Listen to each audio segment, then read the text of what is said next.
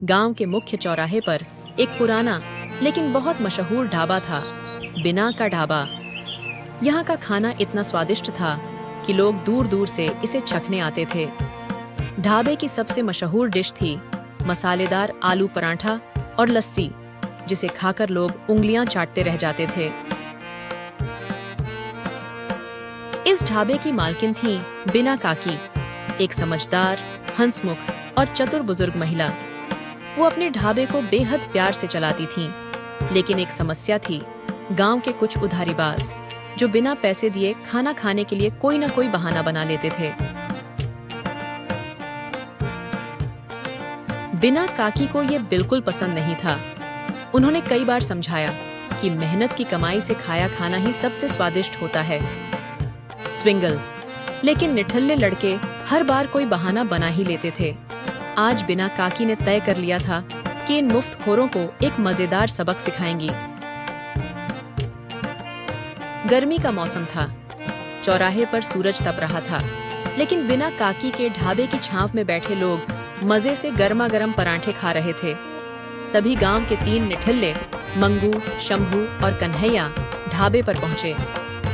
वे पहले भी कई बार बिना काकी से आज उधार लिख लो, कल पैसे दे देंगे कहकर खाना खा चुके थे, लेकिन आज भी उनकी जेब खाली थी।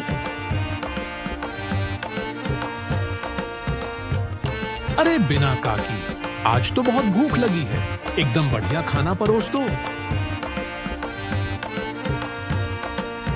और पैसे?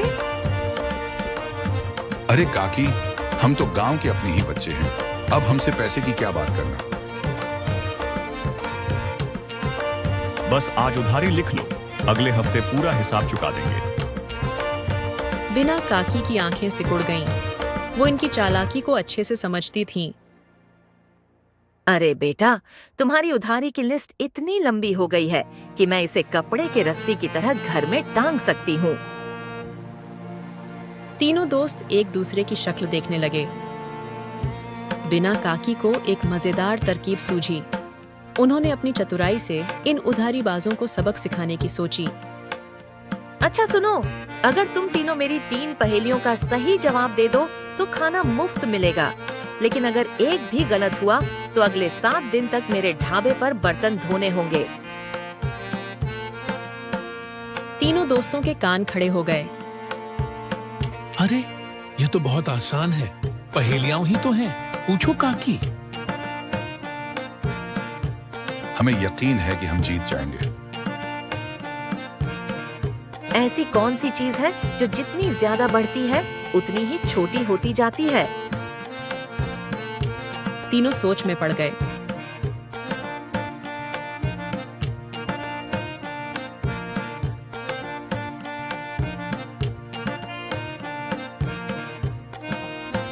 छोटी होती है, छोटी होती है। उफ, दिमाग घूम गया।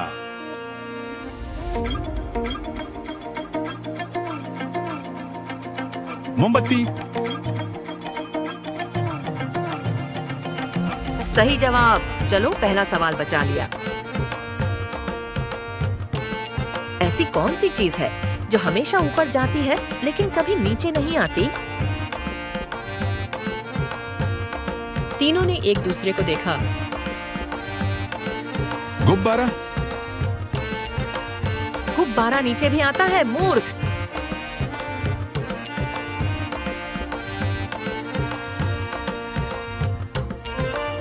उम्र।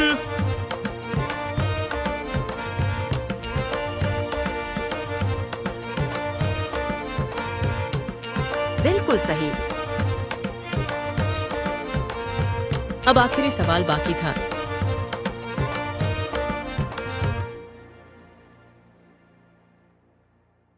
अगर एक पेड़ पर 10 तोते बैठे हैं और उनमें से 5 उड़ जाते हैं तो पेड़ पर कितने तोते बचेंगे? अरे ये तो बहुत आसान है, 10 में से 5 गए तो 5 बचेंगे।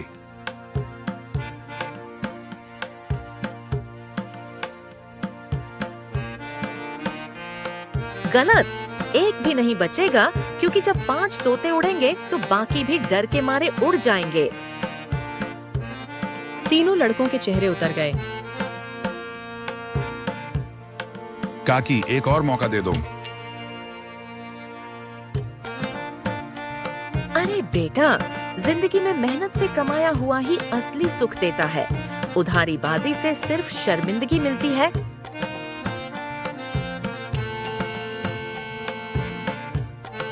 हम समझ गए काकी, अब से उधारी नहीं लेंगे।